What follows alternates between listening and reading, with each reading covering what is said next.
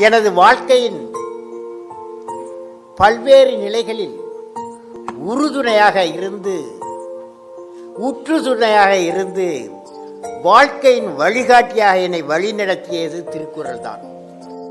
எனக்கு பிடித்த ஒரு திருக்குறள் என் வாழ்விற்கு வளம் கெடுத்தது. அதை கேளுங்கள். அறிவு அற்றங்காக்கும் கருவி செருவாருக்கும் உள்ளளிக்கல் ஆகா அரண். அதாவது